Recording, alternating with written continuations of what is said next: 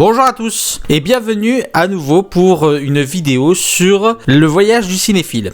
Alors pour ceux qui n'ont pas suivi les vidéos jusqu'à présent, je me suis imposé en début d'année 2023 de me regarder un film par jour en m'imposant une contrainte pour sortir de ma zone de confort. Et tous les mois, je propose une vidéo bilan du mois qui s'est écoulé ainsi que sur l'année qui s'est écoulée, sur le nombre de films que j'ai vus par rapport au pays, par rapport à la date de sortie, par rapport au genre de film, ainsi qu'un top et un flop du mois qui vient de s'écouler et de l'année qui s'est écoulée jusqu'à présent. Sans plus attendre, commençons.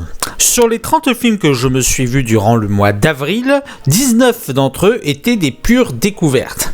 Alors, j'ai l'impression d'avoir été un peu plus leste sur les découvertes ce mois-ci. J'ai pas été tellement dans la découverte de nouveaux horizons et ça, c'est un petit peu un truc que je regrette. Jusqu'à présent, j'avais plutôt bien maintenu cet objectif-là. Pour le mois d'avril, ça a été un peu plus compliqué. Bon, j'espère pouvoir me rattraper pour les prochains mois et être plus aventureux à l'avenir.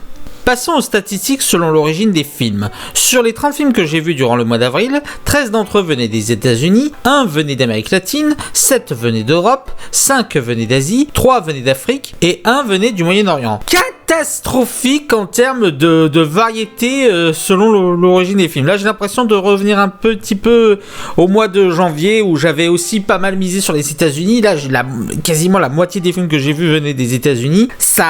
Franchement, ça ne va pas. Le mois d'avril n'a pas été bon à ce niveau-là et faut absolument vraiment que j'arrive à explorer d'autres horizons. Passons aux statistiques selon l'année de sortie des films. Sur les 30 films que j'ai vus durant le mois d'avril, 1 daté de plus de 2020, 5 datés d'entre 2010 et 2020, 4 datés d'entre 2000 et 2010, 9 datés d'entre 1990 et 2000, 4 datés d'entre 1980 et 1990, 2 datés d'entre 1970 et 1980, 1 daté d'entre 1950 et 1960, 1 entre 1920 et 1930 et 2 entre 1910 et 1920. Alors, j'ai l'impression d'avoir été un petit peu plus éclectique par rapport au reste de l'année, avoir exploré un peu plus d'années que d'habitude. Je me trompe peut-être, peut-être que c'est pas le cas, j'ai pas une vérification complète. J'ai été un peu plus orienté vers les années 1990-2000, c'est-à-dire que là, entre ça et le fait que j'ai surtout vu des films américains, on est en plein dans le côté soumis à la pop culture. C'est bon, là on retrouve le passif geek. Mais bon, ça va. Je pense que déjà on est sur une bonne voie concernant la diversité des années de sortie. Donc je pense qu'on va pouvoir continuer sur cette voie. Passons aux statistiques selon le genre de film. Sur les 30 films que j'ai vus durant le mois d'avril, 3 d'entre eux étaient des films d'animation, 1 était un film d'aventure, 1 était un film de KPDP, 2 étaient des comédies, 1 était un documentaire, 4 étaient des drames, 1 était un film fantastique, 3 étaient des films de fantasy, 2 étaient des films historiques, 4 étaient des films d'horreur, 1 était un péplum, 1 était un road movie, 1 était un film romantique, 3 étaient des films de science-fiction et 1 était un western. Alors là aussi, j'ai l'impression d'avoir été un peu plus éclectique que les autres années. Il y a pas beaucoup de genres que je n'ai pas exploré durant le mois d'avril. Du coup, là, pour le coup, plutôt, je suis très content. Il n'y a pas tellement de films qui se démarquent, à part peut-être les drames qui ont un peu plus de films représentés cette année. Mais c'est pas si significatif que ça par rapport aux autres mois. Mais du coup, ouais, je suis plutôt content des statistiques du mois d'avril, côté genre et côté année. Moins côté pays. Passons maintenant au flop film du mois d'avril. Flop qui cette fois-ci est presque totalement légitime puisque seulement 3 films ne sont pas des mauvais films. Peut-être qu'un jour on fera un mois avec un flop uniquement fait de mauvais films. Numéro 10.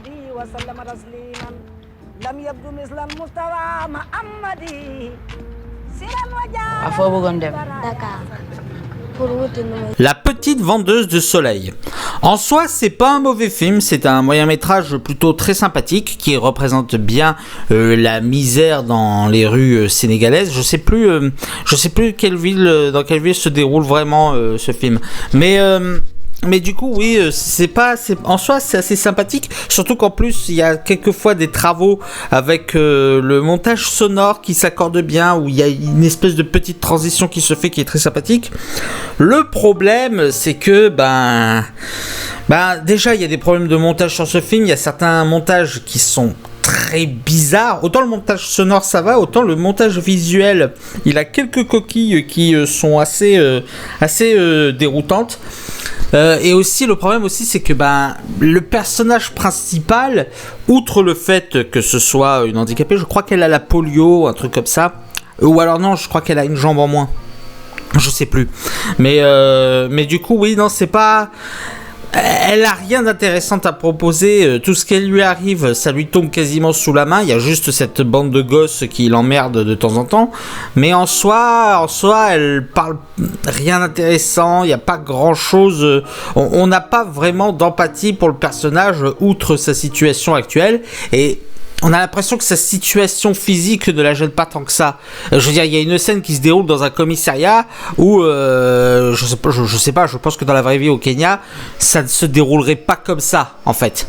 Voilà, et juste voilà, c'est ça qui est très dommage parce que sinon il y avait de quoi faire un moyen métrage plutôt très bon. Numéro 9.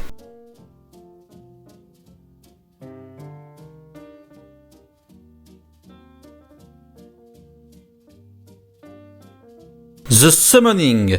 J'ai pas grand chose à dire sur ce film, c'est un court métrage, du coup j'ai pas pu analyser grand chose. Le truc c'est que c'est moyen quoi, c'est très classique, ça veut très copier le style américain, c'est assez prévisible. Il n'y a pas grand chose à sommer. Il y a quelques effets d'horreur qui fonctionnent plutôt bien, mais sinon à part ça, j'ai pas grand chose à dire. C'est pas spécialement mauvais, c'est pas spécialement mal fait, mais c'est du vu et revu quoi. Numéro 8.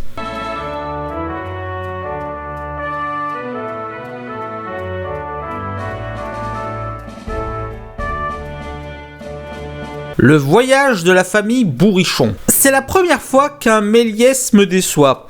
Et en fait, ça me déçoit parce que, déjà, je trouve que les situations dans le film Le voyage de la famille Bourrichon ne sont pas bien amenées. D'habitude, Méliès, il arrive à bien amener les situations qu'il présente, sans même les panneaux qui font du texte descriptif. Là, je ne sais plus le nom. Je crois que c'est les entrefaits. Je sais plus.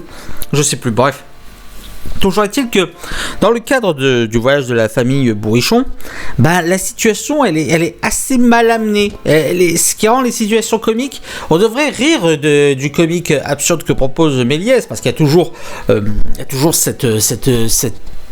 cette talent qu'avait Méliès de faire du montage, de pouvoir proposer une mise en scène très très théâtrale, mais également qui se sert de son passé de prestidigitateur, avec des premiers effets spéciaux de l'époque. On devrait pouvoir rire de ça, mais l'humour ne marche pas bien parce que la situation dans laquelle l'humour doit se placer n'est pas correctement placée. Et ça, je trouve ça dommage, ça gâche un peu le spectacle comique qu'aurait pu être le voyage de la famille Bourrichon. Et en plus, il y a certains gags, on va dire, assez datés, on va dire, pour rester poli. Numéro 7.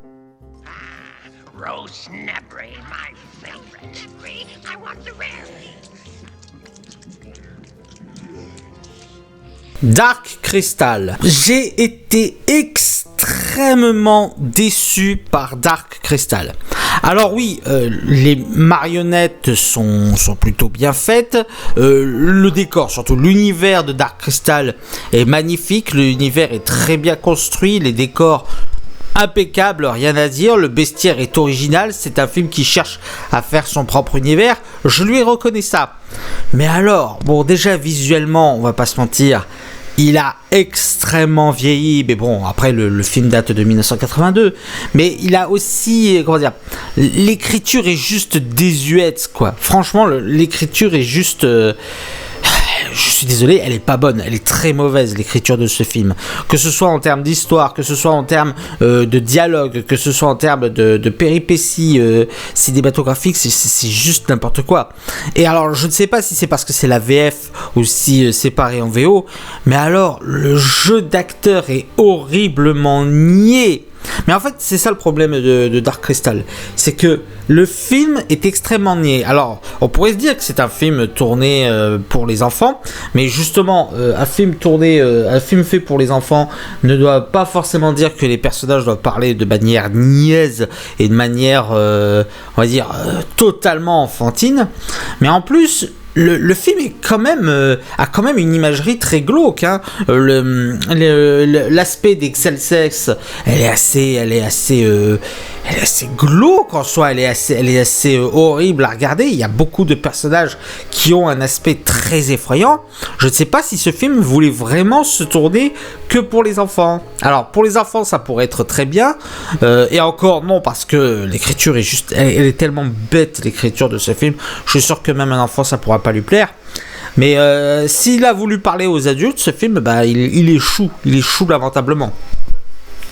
C'est dommage parce qu'il y avait vraiment de quoi faire un très bon film de fantasy vu l'univers qu'il nous propose. Mais il aurait fallu un meilleur scénariste, un meilleur directeur d'acteurs et quelqu'un qui aurait pu apporter quelque chose pour les dialogues. Voilà. Franchement dommage. Numéro 6.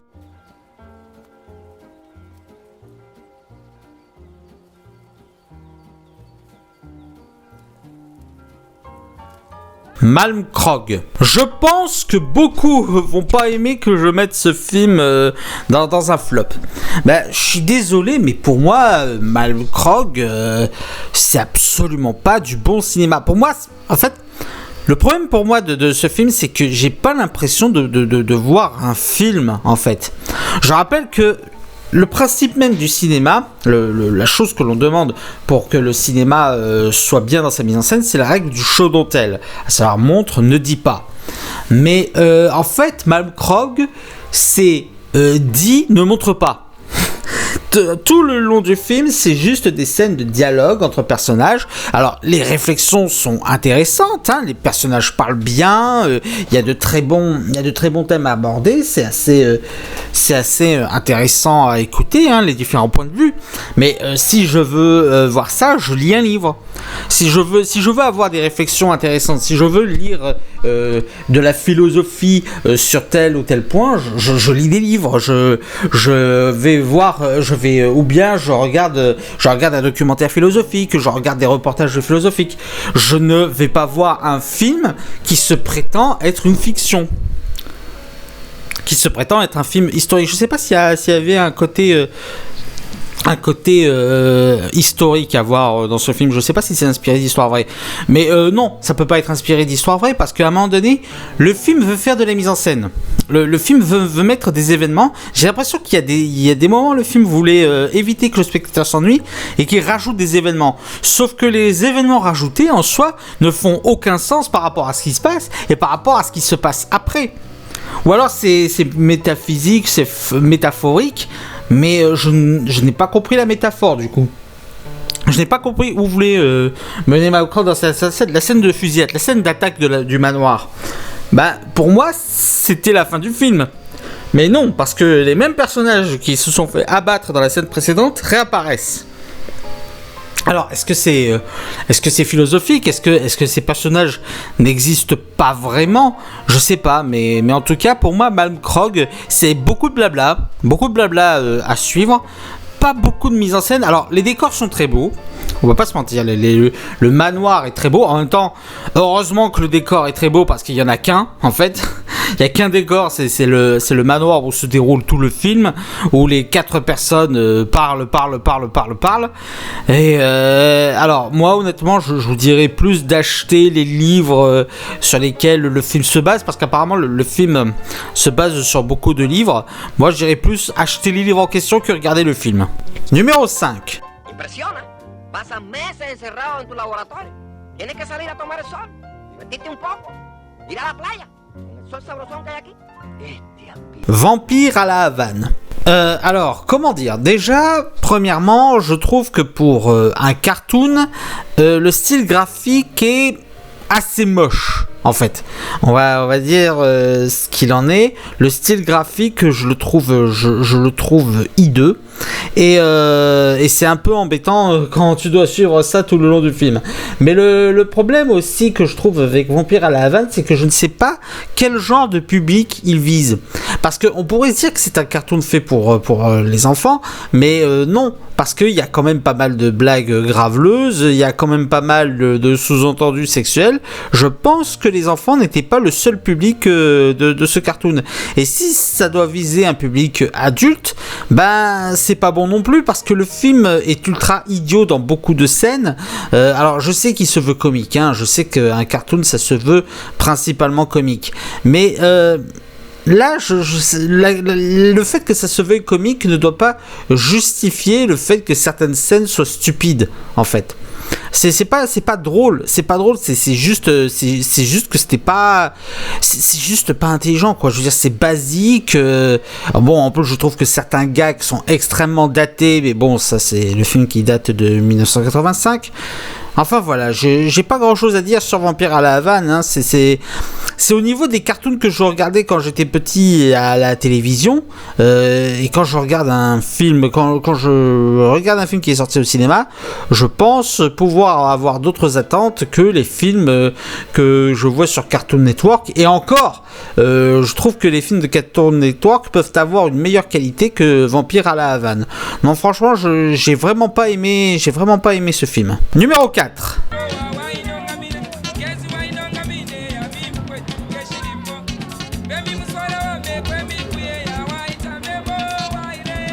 Imiti Ikula. Alors, le problème de ce film, il y en a plusieurs, hein. C'est un film qui aurait pu être un film fort sur la situation des enfants pauvres en Zambie, dans les rues alors je sais plus le nom de la ville, je sais que ça se déroule en Zambie, mais voilà, ce film aurait pu apporter quelque chose concernant la situation des enfants. Le problème, c'est qu'il est très court, il fait à peine une vingtaine de minutes, et il veut aborder trop de choses.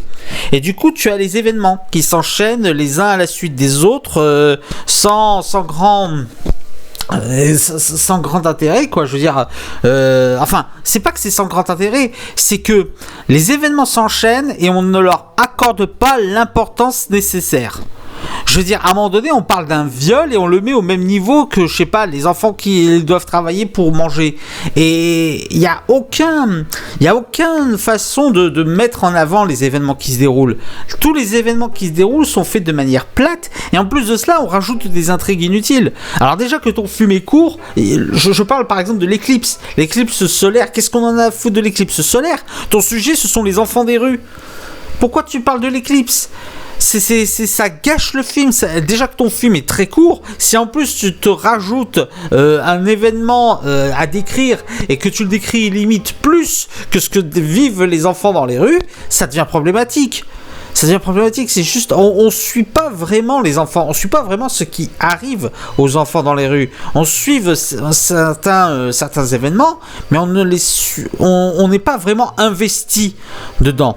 Et c'est ça qui est dommage, c'est juste une succession d'événements traités à la va-vite. Et c'est un véritable problème dans ce film. Numéro 3.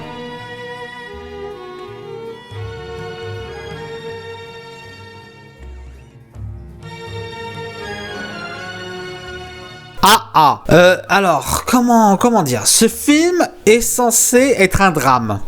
Mais, à un moment donné, j'ai eu un doute, je me demandais si c'était pas une comédie. Je veux dire, on est face à un film qui veut mettre des situations dramatiques, qui veut mettre des situations dures. On parle d'une femme qui a été maltraitée par son mari, à tel point qu'il y a eu un sous-entendu de viol dans ce film. Ce film veut avoir un message féministe, ce film veut parler de la situation des femmes au Bangladesh, parler aussi de la situation financière du père, le père qui se voit obligé de vendre sa vieille maison pour habiter dans un appartement plus loin pour laisser des travaux se faire. Il y a plein de sujets sérieux qui est abordé par ce film, mais c'est tellement regorgé de stupidité qu'à un moment donné, tu ne sais pas si c'est comique ou pas. Je veux dire, pour donner un exemple, l'une des intrigues qui est censée être une intrigue principale du film, je parle vraiment d'un fil rouge qui tient le long du film.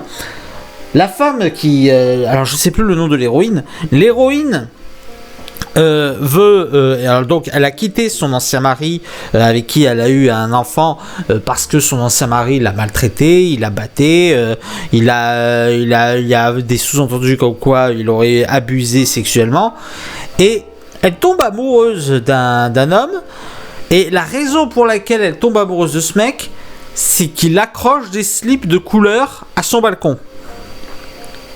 Je ne plaisante pas.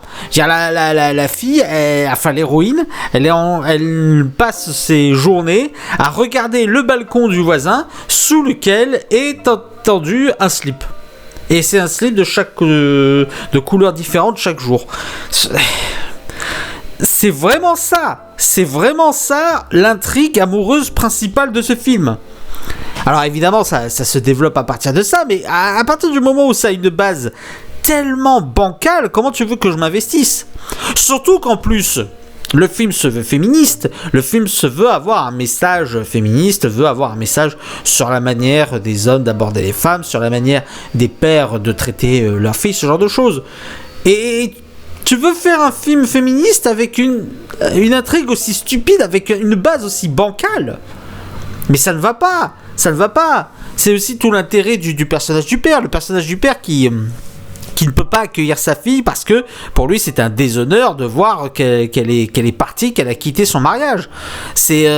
En soi ça aurait pu être un sujet intéressant, mais c'est tellement pas exploité, ou c'est exploité de manière tellement bancale qu'au final le film n'en fait pas grand chose et on n'est vraiment pas investi dans ce qu'il nous montre. Le film n'arrive pas à rendre ça intéressant. Numéro 2.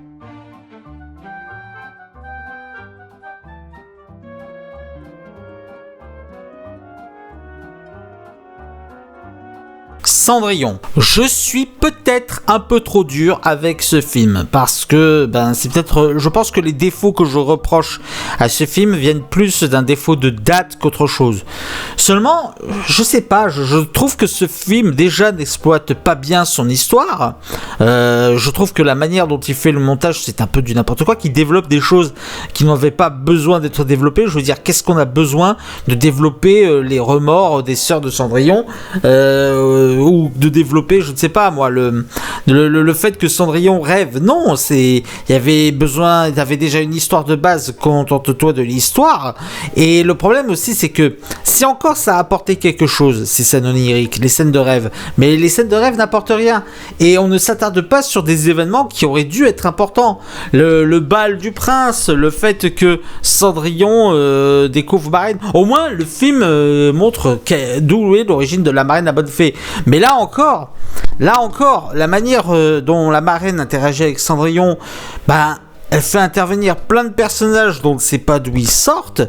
Et je suis désolé, mais pour un film de 1914, je trouve que ça manque de mise en scène. Voilà, c'est ça le problème. Cendrillon, le film de 1914, manque cruellement de mise en scène, il manque cruellement de manière de nous faire investir des personnages, et là je ne peux pas excuser ça par la datation du film, parce que les films de Méliès, j'ai été très investi dans un de ces films qui est plus ancien, et c'est juste une question de mise en scène, c'est juste une question comment on fait pour montrer ça intéressant. Et Cendrillon cette version de Cendrillon n'arrive pas à rendre l'histoire intéressante. Et le numéro 1 du flop du mois d'avril est...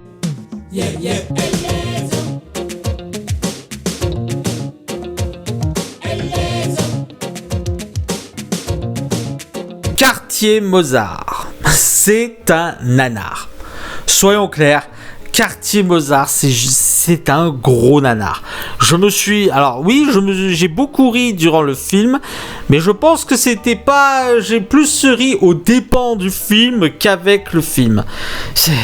C'est mauvais. Le jeu d'acteur est aux fraises. Le scénario utilise des facilités scénaristiques à la va-vite et a introduit des éléments, tu ne sais pas d'où ils sortent. Je veux dire, t'as un sorcier qui apparaît et qui fait disparaître des tubs. Qu'est-ce que tu veux que je te dise? Et il n'y a pas vraiment de véritable mise en scène autour des événements de Quartier Mozart. Alors, en plus, soyons honnêtes, le film démarre, comment dire, il démarre comme un reportage de France 2. Vous savez, comme ces émissions, vous savez, à la Tellement Vrai, à un truc comme ça, où on a une intro avec les personnages qui se présentent en mode téléfilm. Ça fait vraiment téléfilm, Quartier Mozart. Je sais pas si c'est un truc typique du Cameroun, ou si c'est juste ce film-là, mais dès l'intro du film, quand on voit le jeu d'acteur, quand on voit les dialogues qui se font, quand on voit le montage hyper bizarre qui se font entre eux, quand on voit juste le jeu des acteurs, c'est du n'importe quoi. C'est du n'importe quoi. Et c'est pas du n'importe quoi dû vraiment à des côtés comédie, parce qu'en plus le film veut avoir un message. Il va avoir un message féministe. Il va en fait montrer la vision machiste des hommes au Cameroun sur les femmes. Alors pourquoi pas, hein, ça peut être très intéressant, surtout qu'il y a une intrigue secondaire autour d'un homme qui épouse une deuxième femme. Ça peut être intéressant. Et il y a des passages où on peut se dire qu'effectivement la blague marche un peu. Mais la plupart du temps, ce qui nous fait surtout rire, c'est la mise en scène. Ce qui nous fait surtout rire, c'est le jeu d'acteurs qui est au frais. En fait, les acteurs surjouent à mort. Ce qui nous fait rire aussi, c'est tout simplement le montage, tout simplement la mise en scène qui n'arrive pas à suivre, tout simplement l'intrigue où ça part juste dans du n'importe quoi, où on a quand même un sorcier qui fait disparaître des sexes masculins, qui devient laveur de voiture. D'accord, ok, juste ça quoi. C'est quand même pas compliqué. Il y a toute une intrigue avec Chien Méchant dont on n'arrive pas à s'intéresser, parce que le personnage c'est juste un con qui veut épouser une deuxième femme et qui a la guerre avec sa première femme.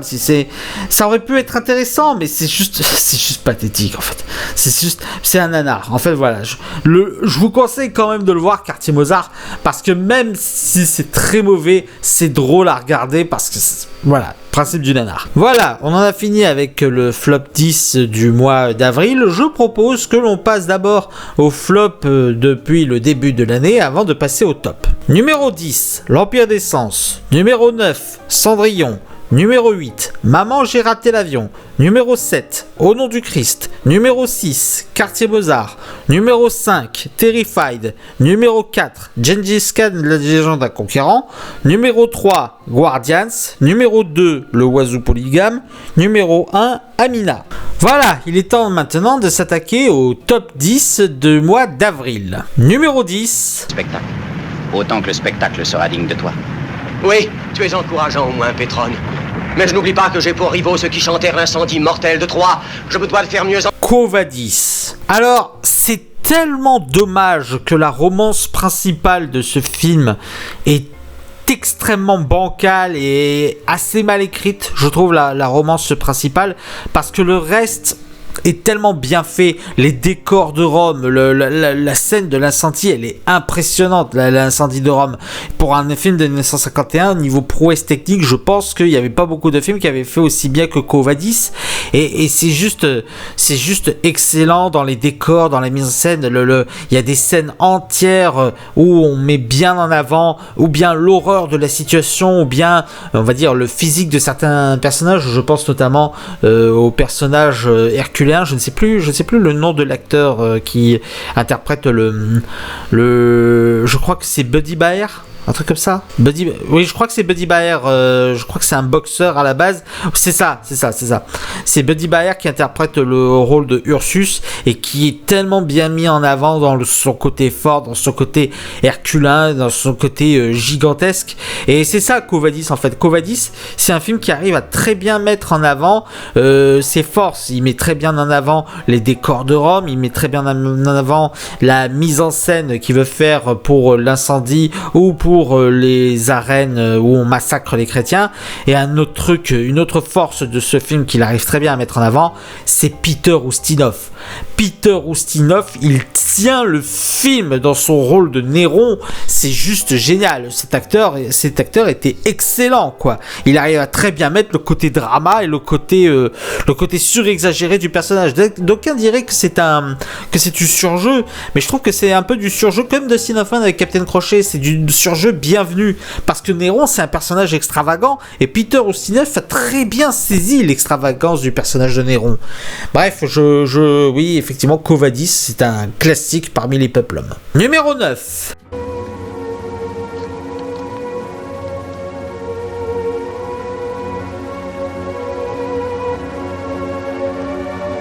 Elephant Man. Alors, l'intrigue est assez manichéenne, l'histoire est assez simple. Je pense que les choses ne se sont pas déroulées de manière aussi manichéenne que ça.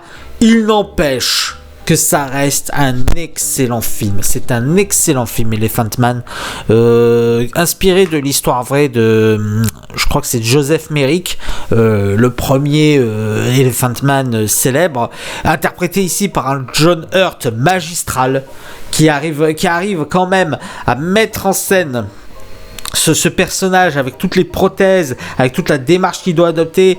Il arrive à tenir ce personnage de manière extrêmement convaincante, surtout qu'en plus les prothèses qui ont été mises sur John Hurt font vrai. C'est ça aussi qui rajoute au côté horrible de la situation, c'est que toutes les difformités qu'ils ont mises sur Elephant Man, toutes les difformités qu'ils ont mises en scène, c'est vraiment de l'excellent travail de maquillage, de l'excellent travail de costume, de prothèse qui rend très bien. Anthony Hopkins aussi est un excellent acteur. J'adore toujours. Je suis un énorme fan d'Anthony Hopkins, et le voir dans ses premiers rôles, je trouve que oui, voilà, il sait très bien faire les rôles de personnages. Bon, c'est pas seulement un Hannibal Lecter, Anthony Hopkins. Mais sinon, ouais, non, Elephant Man, ça reste. En plus, c'est un film qui arrive à être extrêmement touchant. C'est un film où qui arrive vraiment à créer une empathie, et pas seulement parce que le personnage est difforme.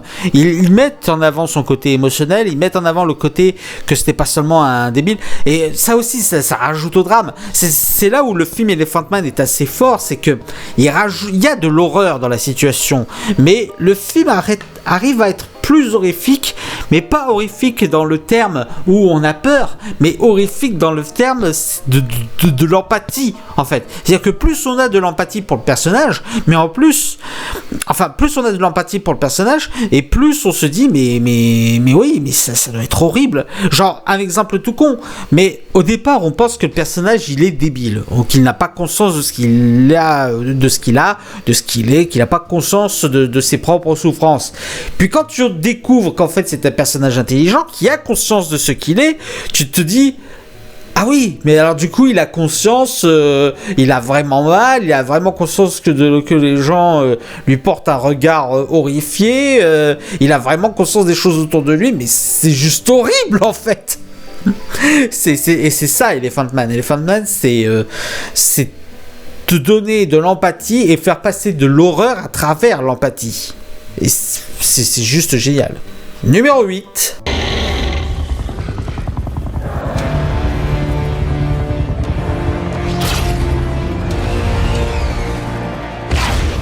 Pacific Rim. Alors, Pacific Rim. Qu'est-ce que je peux dire d'autre si ce n'est que la meilleure adaptation spirituelle des films de kaiju. Voilà. Alors, le film s'est toujours présenté comme étant un film très inspiré de Evangelion, et ça se sent ne serait-ce que dans le concept des Jaegers, le concept où il faut lier son esprit à celui de quelqu'un d'autre pour pouvoir contrôler le Jaeger, ce qui amène beaucoup de questionnements sur le cerveau, sur nos souvenirs, sur notre psyché, sur comment on lie des liens avec les personnages autour de nous, que ce soit les liens père-fils, les liens amant-amante, les liens de frères aussi. Ça exploite bien ces thématiques. Le film est plus intelligent qu'il en a l'air, ne serait-ce que dans le côté où tu as un personnage qui vit en direct les souffrances de son partenaire, parce que ils sont pas déconnectés quand le kaiju attaque la partie là. C'est plus intelligent que ça en a l'air. Après, on va pas se mentir, la vraie force de Pacific Rim, c'est les kaiju, c'est les Jaegers, c'est toutes les scènes d'affrontement entre les deux, c'est le gigantisme que met en avant Pacific Rim. Pacific Rim arrive à très bien donner des scènes de combat titanesques, mais qui sont, comment dire, viscéraux, qui font vrai, où on sent vraiment la puissance, on sent vraiment le poids des impacts, on sent vraiment les coups qui sont portés, que c'est avec une très bonne fluidité, une mise en scène qui rend toute l'action compréhensible. C'est un petit peu ce qu'on pouvait reprocher aux Transformers et ce qu'on peut reprocher à beaucoup de scènes d'action genre Godzilla vs Kong, où on ne retrouve pas le côté poids, le côté où on a deux masses qui s'affrontent et avec des idées en plus, où on prend un paquebot et on fout ça dans la gueule d'un monstre. Mais c'est juste excellent dans le concept même des affrontements, dans le côté kaiju.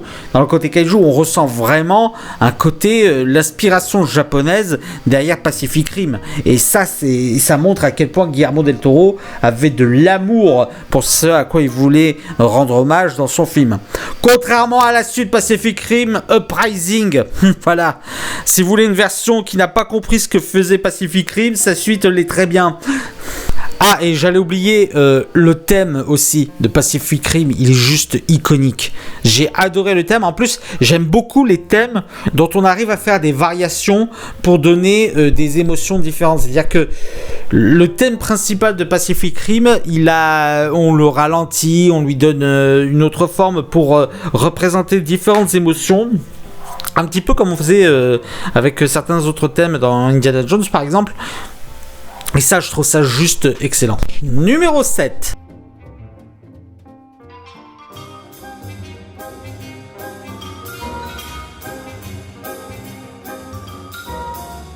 À la conquête du pôle.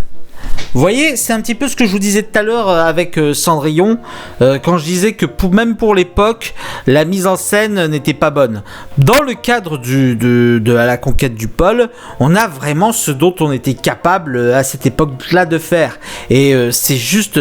Georges Méliès est un maître dans la mise en scène et des effets spéciaux, un peu moins dans la comédie, comme on a vu avec Le voyage de Monsieur Bourrichon, mais À la conquête du pôle, je trouve qu'il n'est pas assez connu, ce court-métrage. On parle beaucoup du voyage dans la Lune de Georges Méliès, mais on ne parle pas de La conquête du pôle, et qui pourtant, lui aussi, en termes de mise en scène, en termes de féerie de voyage, il se pose là. Je veux dire, il y a beaucoup d'effets spéciaux, il y a toute une scène d'affrontement avec un géant qui, pour l'époque, franchement, était très bien faite, était très bien réalisée, était très bien mise en scène. Il y a toute une mise en scène, la scène de l'avion, la scène du voyage, avec les différents moyens de locomotion, avec le fait de croiser les astres, c'était époustouflant pour l'époque. Alors oui, c'est daté, le film a vieilli, hein, on va pas se mentir, le film a extrêmement vieilli, mais je trouve que même pour l'époque, il y a une féerie qui se dégage dans La conquête du pôle, et je pense qu'on devrait un peu plus se pencher sur ce film. Il le mérite, honnêtement. Numéro 6.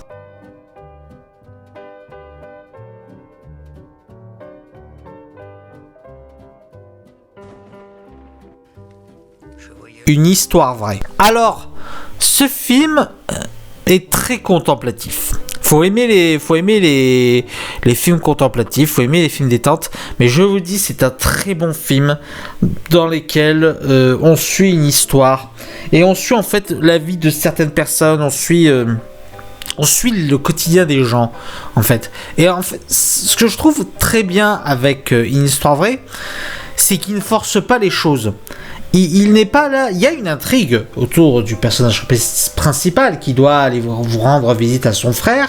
Apparemment, c'est inspiré d'une histoire vraie, comme le dit le titre. Hein.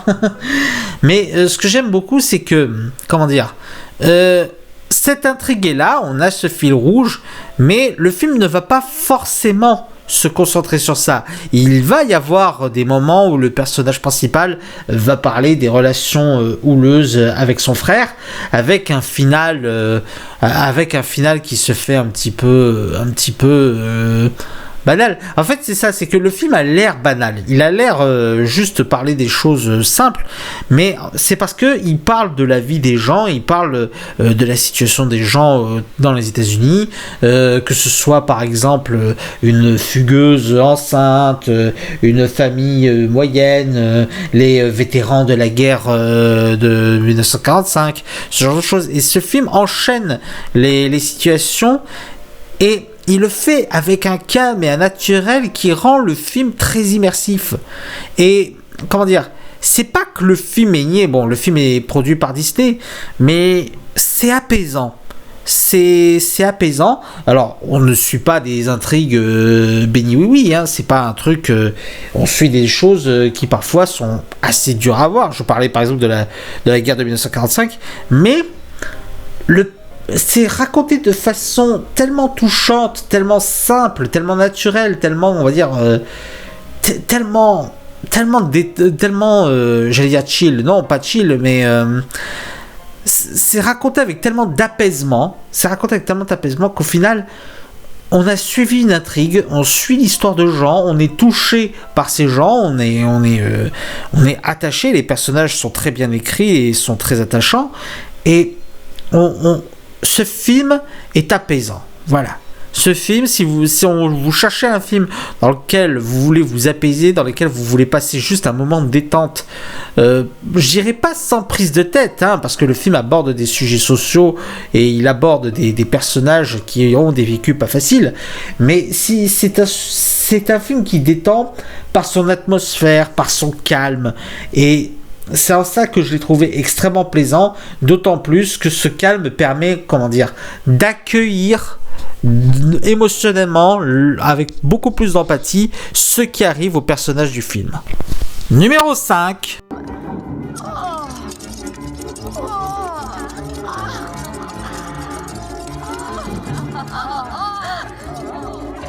Édouard aux mains d'argent. Ah bah forcément forcément, Édouard aux mains d'argent, un Tim Burton. Vous savez, je vais aller vite sur celui-là parce que si vous voulez avoir un avis détaillé et plus pertinent que ce que je peux vous donner ici, j'ai fait une rétrospective sur Tim Burton. Je vous invite à aller voir la partie où j'en parle. Je ne démords pas de ce que j'ai pu dire dans la partie sur Tim Burton. Bon voilà, je vais passer vite. Regardez ma vidéo rétrospective sur Tim Burton pour savoir ce que j'en pense de ce film. Et vous aurez mon avis de pourquoi il est si haut classé. Numéro 4.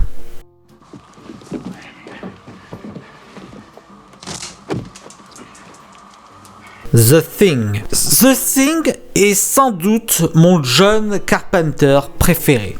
Déjà, en termes de design de la créature, la créature est superbement bien mise en scène dans The Thing, et le design cauchemardesque de ce monstre, on sent vraiment une inspiration Lovecraftienne, on sent vraiment le côté viscéral, le côté organique de la créature. Chacune de ces apparitions est extrêmement marquante, même quand on a revu le film, même quand on sait qui est coupable. Il y a toujours cette tension qui est très bien travaillée, ce travail sur la paranoïa. Tout le film se centre autour d'une paranoïa parce qu'on ne sait pas qui peut être la créature, et même quand on le revoit plusieurs fois, ça reste toujours extrêmement bien travaillé, ça reste toujours très prenant à regarder, et il y a tout un décor, toute une atmosphère qui est amplifiée en plus par la musique de Ennio Morricone, où on a une espèce de battement de cœur tout le long du film qui se fait ton ton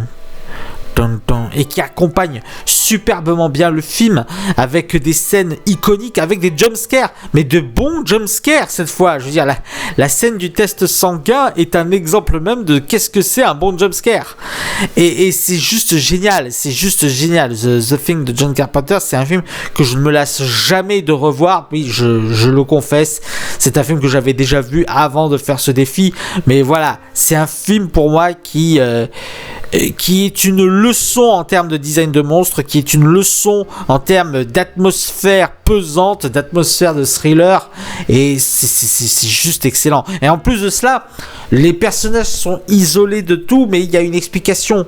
Il y a vraiment une explication sur la situation que vivent les personnages. C'est pas un film d'horreur où on va mettre les personnages dans une situation de manière totalement artificielle.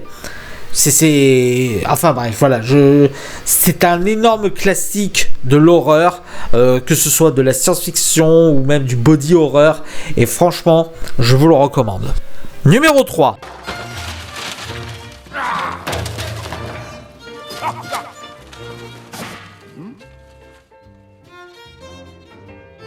Ernest et Célestine. L'exemple même de pourquoi je considère que nous sommes les meilleurs en termes d'animation. Pourquoi le cinéma d'animation français est sans doute le meilleur cinéma à l'heure actuelle. Eh ben, la réponse, ça fait partie... Ernest et Célestine est une des réponses de pourquoi je pense ça. Je veux dire, la patte graphique est juste, déjà, j'adore le style de dessin de Ernest et Célestine. Les acteurs de doublage, les acteurs qui font les personnages sont juste excellents. Lambert Wilson campe un Ernest de façon magistrale. On a aussi quelques voix célèbres, genre Féodor Atkin. Vous savez, je suis quelqu'un qui aime beaucoup les VF dans les films. Alors moi, Féodor Atkin dans un film, bah tu m'as eu, voilà, déjà tu me tiens.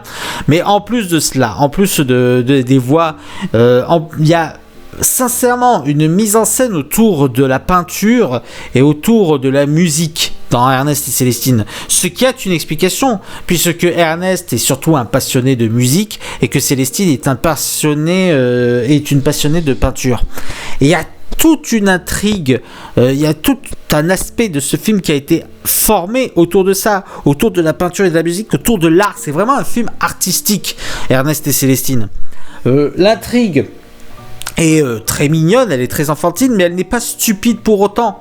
L'intrigue, elle se suit, et je pense qu'un adulte peut très bien suivre un film Ernest et Célestine et y trouver du plaisir. Je trouve énormément de plaisir à regarder Ernest et Célestine, ne serait-ce que pour écouter ce film, ne serait-ce que pour regarder sa patte graphique. Le film est aussi drôle par certains moments. Il y a certaines scènes que je trouve absolument cultes, genre la course-poursuite avec les policiers ours blancs, qui pour moi est excellente. Non, pour moi, Ernest et Célestine, c'est vraiment un film que je vous conseillerais de montrer à vos enfants, tellement le film est artistique, tellement le film appuie vraiment ce que c'est une bonne patte graphique, un bon film sur l'art, un bon film sur des artistes où en plus qu'on représente très bien, puisque en soi c'est des artistes, ils sont isolés de tout, ils ne veulent pas respecter la vie que leur impose. C'est un petit peu... alors c'est une manière peut-être un peu trop enfantine de représenter les envies d'artistes des gens, mais je trouve que c'est pas si loin de la réalité, et c'est assez intéressant de le voir comment c'est abordé dans ce film. Enfin bref, Ernest et Célestine pour moi fait partie de ces films d'animation cultes que je vous recommanderai tout le temps. Numéro 2. Quel scandale! Lui qui est protégé par le duc de Candale. Avez-vous un patron? Non. Un protecteur? Non. Quoi? Pas un... Cyrano de Bergerac. Bon, alors, je suis très subjectif parce que je suis un énorme fan de la pièce de théâtre. Je suis quelqu'un qui a énormément suivi cette pièce, qui a admiré cette pièce quand il était jeune. J'ai lu plusieurs fois cette pièce, j'ai regardé les adaptations possibles. Alors, j'ai pas regardé celle avec Peter Dinklage parce qu'il faut pas déconner. Mon masochisme a des limites. Mais voilà, j'ai vu plusieurs adaptations. Je vous recommande aussi le film Edmond qui est très bien à ce sujet. Et pour moi, la meilleure adaptation de Cyrano de Bergerac, c'est sans conteste la version de Jean-Paul Rappeneau de 1990. C'est excellent, c'est excellent. Alors oui, il y a eu des modifications sur le texte, et c'est déjà ça, c'est une performance, parce que même s'il y a eu des modifications sur le texte, c'est pas des modifications qui vont aller à l'encontre de l'esprit du livre, parce que le livre est écrit en vers, il est tout le temps la pièce de théâtre est tout le temps écrite en vers, et les modifications qu'ils ont fait durant ce film, on a gardé ce côté poétique, on a gardé ce côté faire des vers. Donc ça montre que ceux qui ont fait cette adaptation ont compris Cyrano de Bergerac.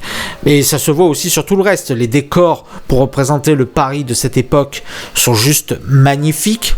Il y a toujours il y a une scène dans Cyrano de Bergerac qui m'a fait un petit peu penser à du Batman, et c'est pas déconnant parce que pour moi, enfin c'est mon point de vue, après c'est contestable, mais pour moi Cyrano de Bergerac c'est un petit peu le premier super héros de l'histoire.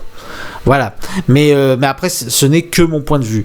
Mais je vous franchement au niveau de la mise en scène de ce Cyrano de Bergerac a juste bien compris comment mettre en avant toutes les émotions que doit retranscrire la pièce de théâtre, campée par des acteurs, mais juste géniaux. On peut penser à Francis Weber pour le rôle de Guiche, mais pour moi, évidemment, Gérard Depardieu qui campe magnifiquement son Cyrano de Bergerac, c'est juste Gérard Depardieu, je pense pouvoir dire que c'est son meilleur rôle. C'est son meilleur rôle pour moi, c'est Cyrano de Bergerac, et c'est juste excellent. Pour moi, c'est très difficile de me relire certaines pièces sans penser à l'interprétation de Cyrano de Bergerac. Mais c'est pour dire à quel point cet acteur, il a su s'approprier le personnage, il a su incarner le personnage. C'est juste excellent à ce niveau-là.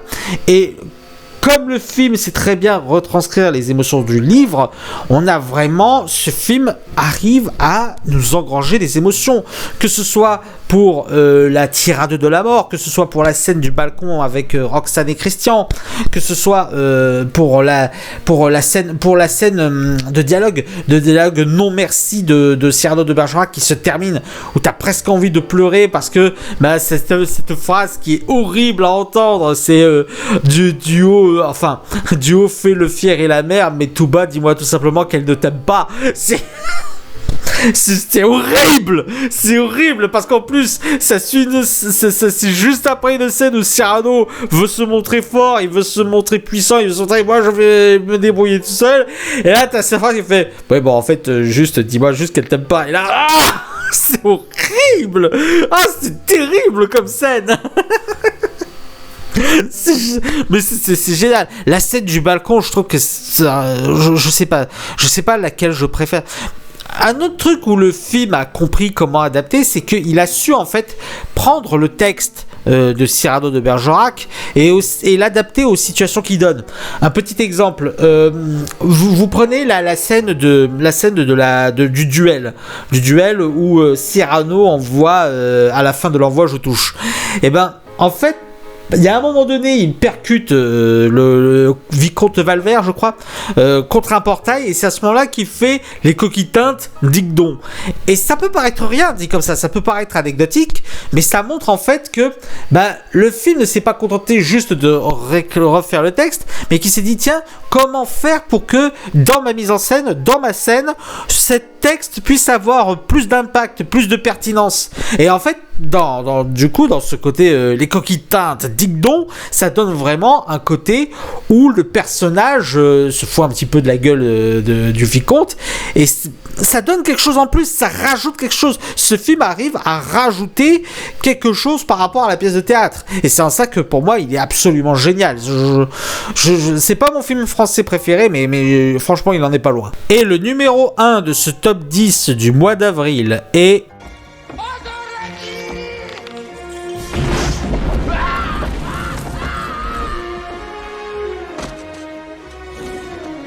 Cœur de Dragon. Alors, comment vous dire ? Cœur de Dragon est mon film préféré de tous les temps. Voilà, si vous vous posiez la question, quel était mon film préféré absolu ? Cœur de Dragon. Cœur de Dragon. Déjà parce que y a tout un aspect fantasy qui est très bien retranscrit. En fait, c'est pas seulement de la fantasy, c'est aussi du conte, c'est aussi du fable, c'est à la fois un récit hippique, mais aussi un récit où on va raconter un conte, on va raconter une histoire, et il y a tout un mélange qui se fait et qui se fait magnifiquement bien. Le film arrive à très bien mettre en avant cela, que ce soit par la mise en scène, que ce soit par la complicité entre Draco et Bowen, avec une scène finale. La musique est juste magnifique. La bande originale de Cœur de Dragon, c'est sans doute la meilleure bande originale que j'ai entendue jusqu'à présent. C'est excellent, et ça apporte à chaque fois, et à chaque fois que je me vois ce film, mais je pleure à la fin, et ça me tient à chaque fois, même encore aujourd'hui. Alors oui, le film a vieilli en termes d'effets spéciaux, ça je suis d'accord. Les effets numériques, malheureusement, ce sont les effets qui vieillissent le moins. On peut saluer cependant le fait que Cœur de Dragon arrive quand même à bien mettre en scène Draco. Il y a encore des scènes où il est encore convaincant, je trouve, où ça n'a pas trop mal vieilli. Après, on va pas se mentir, oui, globalement, le film Draco a mal vieilli. Ça c'est clair. Mais un autre truc que j'ai bien aimé, c'est ce film arrive sans trop en faire à donner un environnement plutôt sadique, mine de rien. Parce qu'on dit, oui, c'est un film tourné pour enfants, Non, parce que le film arrive quand même à donner quelques instants assez sadiques, assez cruels. Je pense notamment aux instants avec Eynon. Eynon qui, pour vous donner un exemple, il veut condamner quelqu'un, mais il veut pas le condamner à mort parce que il veut faire de la mort une délivrance et pas un châtiment. Et donc ce qu'il va faire, c'est qu'il dit oui, je te condamne à te faire crever les yeux. Et en fait, alors à ce moment-là, le prisonnier s'échappe, mais on le retrouve plus tard avec effectivement les yeux crevés, où il est devenu aveugle. Et ça apporte quelque chose, mine de rien, ça apporte quelque part dans la mise en scène, ça montre qu'en fait, que Eynon ait pu le faire sur le moment ou pas, il obtient toujours ce qu'il veut. Et il montre toujours autant de cruauté, c'est-à-dire que même aveugle, il est obligé de travailler, il est obligé de faire des carrières de pierre, c'est horrible, c'est très cruel. Alors, et ça n'en fait pas trop, c'est pas quelque chose qui est ultra appuyé en mode lourdingue et tout. Mais je trouve quand même qu'il y a vraiment toute une atmosphère, toute une impression. Il y a aussi toute une morale autour des impressions qu'on a autour des personnes que l'on connaît. Vous savez, à chaque fois qu'on parle d'un tueur, d'un criminel, il y a toujours son entourage qui va dire bah non, mais pour moi c'était quelqu'un de bien, il a jamais causé de problème et tout. Et Cœur de Dragon est totalement dans cette dynamique, puisque à la base Bowen il a la haine contre les dragons parce qu'il est responsable, et c'est toujours ça quand il y a un criminel, quand il y a toujours des gens qui font des conneries, on met toujours quelque chose comme bouc émissaire, que ce soit les jeux vidéo, que ce soit les films, que ce soit les romans policiers, il y a toujours quelque chose qu'on fait comme roman policier, comme bouc émissaire, pardon. Et Cœur de Dragon arrive à très bien mettre en scène ce genre de métaphore. Et je trouve ça juste génial. Enfin voilà, je pourrais passer des plombes à parler de Cœur de Dragon. Je vais peut-être en faire une vidéo un jour. Il faut absolument que j'en fasse une vidéo sur ce film parce que c'est mon film préféré de tous les temps et il mérite une meilleure analyse que ce que je peux vous donner là tout de suite. Voilà, nous venons de terminer le top 10 de ce mois d'avril. Passons maintenant au top 10 depuis le début de l'année avant de se quitter. Numéro 10, Rec. Numéro 9, La liste de Schindler. Numéro 8, Un long dimanche de fiançailles. Numéro 7, Ernest et Célestine. Numéro 6, L'Odyssée de Pi. Numéro 5, Citizen Kane. Numéro 4, La La Land. Numéro 3, Conan le Barbare. Numéro 2, Cyrano de Bergerac. Numéro 1, Cœur de Dragon. Voilà, c'était la vidéo du bilan de mois d'avril sur le voyage du cinéphile. J'espère qu'elle vous aura plu. N'hésitez pas à mettre un pouce vers si c'est le cas et à partager sur les réseaux sociaux. D'ici là, allez au cinéma. Ciao!